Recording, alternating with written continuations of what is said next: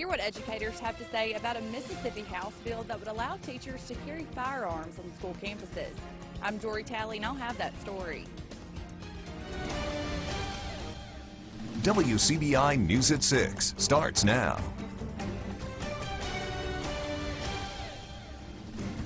Thank you for joining us, everyone. The people who teach Mississippi's children could soon be carrying guns in the classroom. House Bill 1083 would allow teachers to arm themselves on all K-12 campuses. As we reported yesterday, the amended bill is the lawmakers' reaction to the deaths of 17 students at a Florida high school. Our Jory Talley joins us in the studio now with what educators are saying about it. Teachers are already asked to do a lot. Their workload is heavy, and they will all agree taking care of their students is a huge responsibility, but they can't agree on whether some teachers need to carry on campus. Thomas Richardson has his hands full teaching English to students at New Hope High School. He doesn't want to be responsible for having a gun in the classroom. If there are more guns around, then that means more guns that students could possibly have access to. I know that we would like to think we could keep them locked up somewhere, but my fear is, I'm not a huge guy that somebody could, even if I were trained with a gun, they could overtake me. But math teacher Brian Meggs says he's okay with a select number of teachers being armed. When people know that there's a possibility that if I break into that building that I'm going to be subdued by faculty members that are carrying, I think it makes a major deterrent. Richardson believes New Hope High already has a good plan in place for keeping students safe. He says he is trained to be a teacher, and law enforcement are trained to protect. If in the case of an active shooter, heaven forbid, a teacher has a gun and they're trying to neutralize the situation, I'm not sure that law enforcement is going to worry about that. They're going to take down whoever is firing a weapon, or at least that's what I would think would happen. Meg says he's always aware of the possibility of an active shooter. I've thought about that many times. What would I have done? And I know that if I had had a gun and I saw the shooter coming around the corner, well, the first thing I'm going to do is try to take him out. Teachers who choose to be armed would have to be approved by their local school board. They would also have to have 12 hours of training every 2 years. Although the two teachers have different opinions, they both say that they can understand each other's side. Their number one priority is that they're always trying to protect the students. The bill is now on its way to the state Senate. While a Tupelo student is arrested after being caught at school with a gun, school officials were notified about 10:30 this morning that an unidentified student was carrying the loaded gun. After a quick investigation, school resource officers and Tupelo police found the student and the gun. TPD says the student is charged with possession of a firearm on a school campus. The school district says it will seek the maximum school punishment allowed. A Columbus man is accused of threatening a city official. 58-year-old Timothy Sean McSorley was arrested today on 5th Avenue South. Columbus spokesman Joe Dillon says the city is charging him with a threatening a city official charge. McSorley is also being charged with cyber stalking. Sources tell WCBI McSorley threatened Mayor Robert Smith. We'll have more information on the story as it becomes available. $30 million, that is the newest bond for a Starkville man who continues to add charges to his original attempted kidnapping arrest. Additional bond was set today for John Arnold Jr. The judge has set bond at $10 million per count. Attempting to escape and assault on a corrections officer. Arnold was moved to Lowndes County following a second escape attempt Tuesday evening. He was put in an isolated area of the Oktibbeha County Jail after attacking a jailer and then trying to escape. That's when Lieutenant Brett Watson says Arnold attempted to go through the ceiling of his cell by removing an air vent. Arnold was charged with attempted kidnapping last week when he allegedly tried to take a child from Sudeth Elementary School and Ward Stewart. His bond was revoked Friday when he apparently cut off a monitoring device, initiating a manhunt in Starkville. Oktibbeha County deputies arrested Arnold for violating his bond. He's expected to remain in the secure unit at the Lowndes County Jail. Time for a first look at our forecast. We'll turn things over to Chief Meteorologist Keith Gibson for that. Audrey, we have a tale of two worlds across our area right now. Dry in the southern half of the coverage area, very wet in Tupelo and points north. and that's our live Alpha Insurance camera network. We have some very wet weather across the northern part of the area, some spots seeing over an inch of rain up to the north here. And let's go over to our Viper source real quick, and I'll show you our rain that we still have on our radar. If we can switch over to our Viper radar source, apparently we can't do that. There it is, the heavier rain along and north of US 278. So this is where the better rain chance is going to be here this evening, but we all have the chance for some more rain later tonight. The full forecast in just a few minutes. Thanks, Keith. Senator Roger Wicker is facing opposition in his own party in his bid for re-election. State Senator Chris McDaniel makes it official today before a hometown crowd in Ellisville. Courtney Ann Jackson has the latest. After months of speculation and a Facebook announcement about today's announcement, Chris McDaniel has made it official. He is running against Senator Roger Wicker for U.S. Senate. Let me be clear about something. I'm tired of the way things are being done in Washington. Amen. Donald Trump told us he wanted to drain the swamp. And I'm going to go there to help him drain the swamp. McDaniel made the announcement during a rally at Jones County Junior College. Many in the audience have been supporting McDaniel since 2014 when he ran against Senator Thad Cochran. And the phrase, "Remember Mississippi," is one that continually came up today. We're going to give Donald Trump the help he actually needs to actually have a conservative Senate. Amen. We're going to stand with him and encourage him as opposed to trying to block him and obstruct him. McDaniel says he's tired of electing people from Mississippi who go to Washington to score points from the other team, referring to Democrats. He will make more stops across the state later this week and into the weekend. We believe that people in Mississippi will see Roger Wicker's record and they will respond accordingly. He's got a 24-year record of liberalism, and now he's trying to ride Donald Trump's coattails. I don't think that's going to work. Look at his record. You'll see he's betrayed us on spending, he's betrayed us on taxes, he's betrayed us on the state flag, he's betrayed us on Obamacare, he's betrayed us on Planned Parenthood. He's been the guy that tells us what we want to hear and then always votes just the opposite. In Ellisville, Courtney Ann Jackson. Classroom. I'm Victoria Bailey, and we take a look at the state's first-class pre-K program coming up. You're watching WCBI News at 6 with Andrea Self and Joey Barnes. Welcome back. Anderson Grove Head Start will be closing at the end of the school year. ICS Executive Director Elois McClinton tells WCBI the center in Lowndes County does not have the numbers to stay open, and a loss in the number of children means a loss of funding. The center is in an older building, requiring substantial investment to keep it safe for children and meeting federal standards. The children at Anderson Grove will have the opportunity to sign up for the waiting list at Coleman Head Start. Anderson Grove will close on May 22nd. When the pre-K program started several years ago, Alabama educators hoped for the best. Today, teachers say their efforts are paying off with real success. It's called the First Class Pre-K program, and studies show students who participate have the best chances at success in the classroom. Victoria Bailey has more.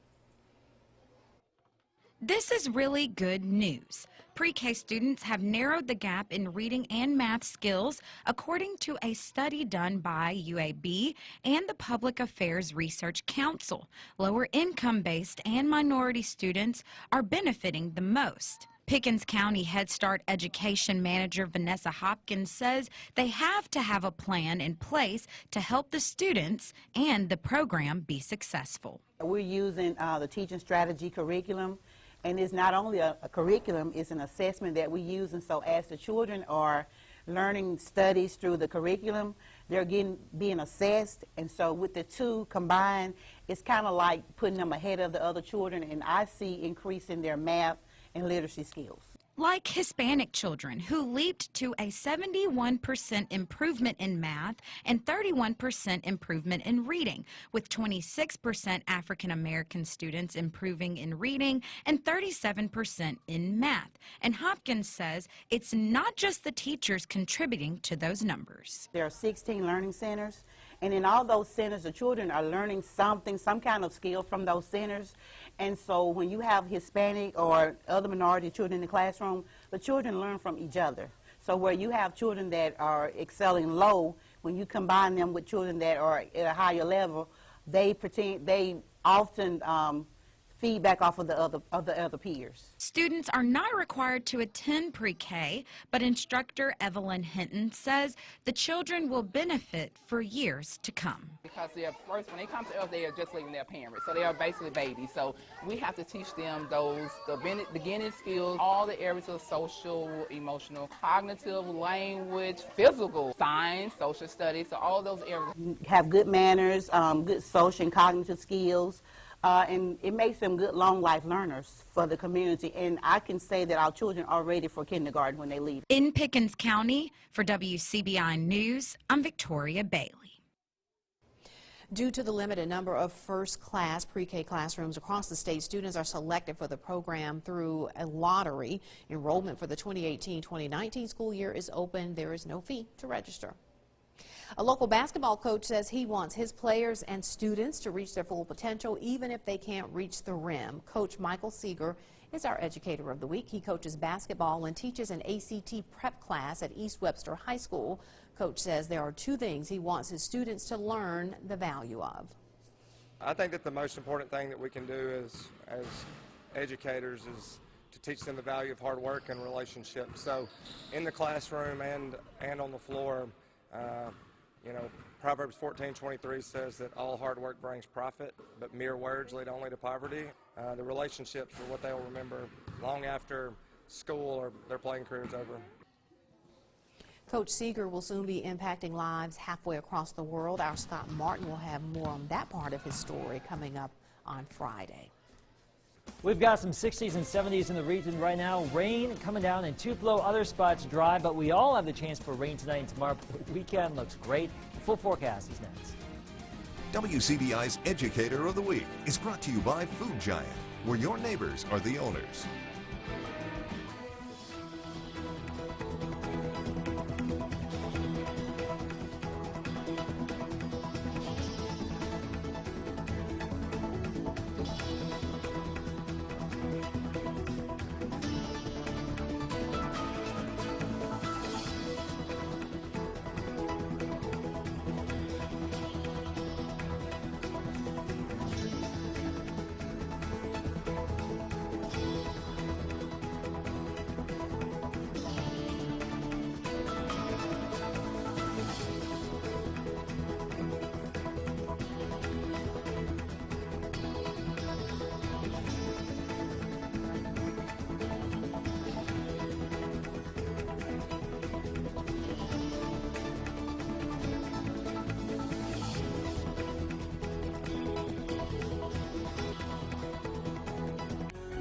Your first alert forecast with Chief Meteorologist Keith Gibson.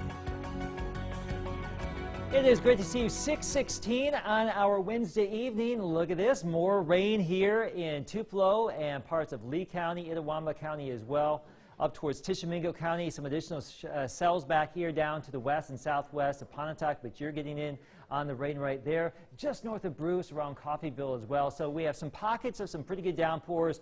Not a lot of lightning in this, folks, but some steadier rain from time to time here across North Mississippi. And as we expand the view, you can see some heavier rain and some embedded thunderstorms back here into Arkansas and Texas.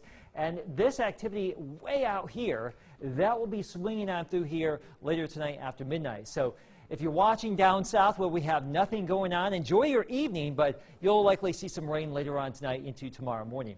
The better severe weather threat just off to our west. We've had some interesting storms in the region today. We are on the eastern fringe of this outlook for the rest of tonight. So we'll just babysit some of these storms. So right now there's nothing crazy out there as far as our radar is concerned. Maybe some gusty wind possible later tonight.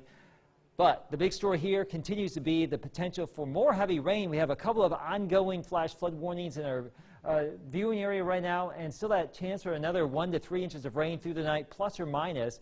More north, lesser amounts in the Golden Triangle area and point south.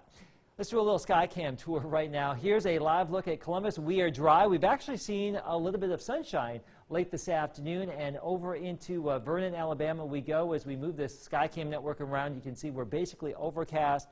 But right now we have no imminent concerns across the southern part of the area, all the rain up north. So the better chance of rain in the near term in the north, heavier rain for all of us later tonight, probably after midnight here. And here's our planner for Thursday. We stay in the 60s. And we're looking at some widespread heavier rain in the morning, tapering off into some showery type weather during the afternoon and early evening. So Futurecast doing a pretty good job with the more concentrated area of rain to the north right now. As we get into the wee hours of the night, 2 o'clock in the morning, here comes that activity back from the northwest that will sweep on through. So for the morning commute, we do envision a pretty wet time. So plan accordingly. Showery weather as we get into the afternoon, and then all of the clouds go away just like magic tomorrow night. And as we get into our Friday, it is going to be sunny for a change. How about that? Sunshine. We have not seen a sunny day in what seems like forever, or maybe 2 or 3 days in a row here of dry weather. Cool at night. Look at this. Low 30s Friday night, mid 30s Saturday night. It's still winter here. We can still get a frost or freeze. And then our next chance of rain after tomorrow will be early next week. So let's just get through the next 24 hours with all the wet weather, and then pretty nice weather for the weekend. We'll happily take the frost or freeze with the sunshine. Coming up, the SEC Women's Basketball Tournament tips off in Nashville, highlights of opening round action. That's coming up next in sports. WCBI Sports with Robbie Donahoe is brought to you by your local Ford dealers. Go further. While the Ole Miss men finished their SEC road slate at Kentucky tonight, Rebels currently trailing in Lexington. The Ole Miss women aim to prolong their SEC season in the SEC Women's Basketball Tournament as it tipped off today in Nashville. Matt Ensel's club won just one SEC game this year, but that was not going to stop them from playing well against Florida. Third quarter, Rebels led 25-19 at the half, and then they got hot from three. Shelby Gibson, can't leave her from the top of the key. That's money. Then a minute later, Tori Lewis from way downtown. Rebels have a double-digit lead, but they would lead 36-27 after three.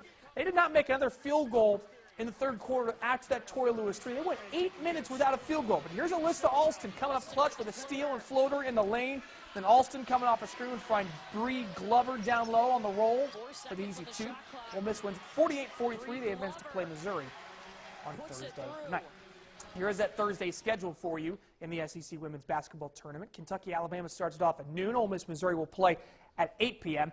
Friday's the first day we'll get to see Mississippi State. They will play the winner of Kentucky, Alabama at noon. All these games, by the way, will be played on the SEC Network.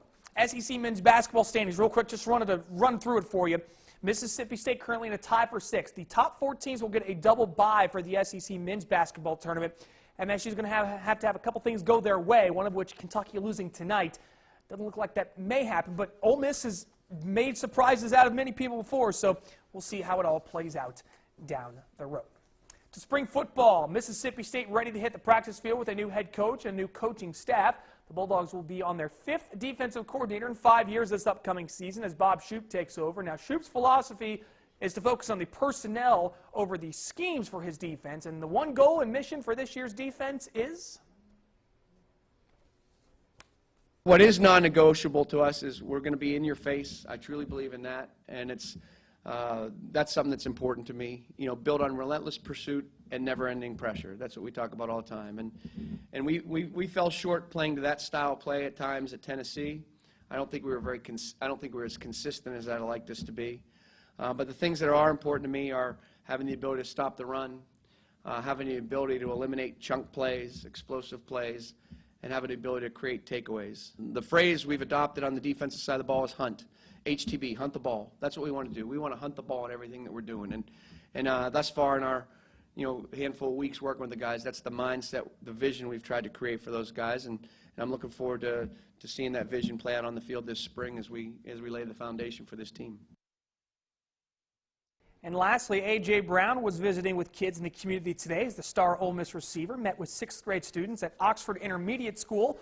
Brown took time to talk about careers and give kids time to understand of how important it is to follow your dreams as he lives out his dream in Oxford, playing football for the Rebels. Brown's advice, listen to the teachers, try to be your best every day. You can see that he was enjoying himself and he had a lot of fun with the kids. So good to see A.J. out in the community. Mentioned Ole Miss basketball. They're currently in action on ESPN2 taking on Kentucky. Marcanvas Hyman was ejected for a second technical foul as he was getting a little bit of rough in the paint. So Rebels will be without his services for the rest of the game. And also Mississippi State baseball in action tonight at McNeese State. Bulldogs currently trail 2-0 to McNeese State. We'll recap that game. Plus Heritage taking on Marshall Academy in boys basketball. We'll have that for you coming up at 10. But that's it for sports. We'll get a last look at your forecast next. to the SEC Tournament is brought to you by OEH Regional Medical Center, Advanced Medicine, Compassionate Care, and Visit Columbus, the city that has it all. Still very wet in Tupelo right now. We are looking live at downtown, so the rain continues across the northern part of the area here. Over the last hour, you can see the general trend, more rain north, not as much. Nothing happened actually down to the south, but we will eventually see some more rain build in after midnight farther south. So tomorrow, a pretty good chance for rain, some heavy rain in the morning, and then a nice weekend coming our way. Oh, look at that sunshine. I know. Rainy bus stop in the morning. Could though. be, yes, Yeah. so plenty accordingly, but let's just focus on the weekend at this That's point. right. Squarely, I'm right there. Yes. All right, thanks so much for joining us, everybody. Have a good night.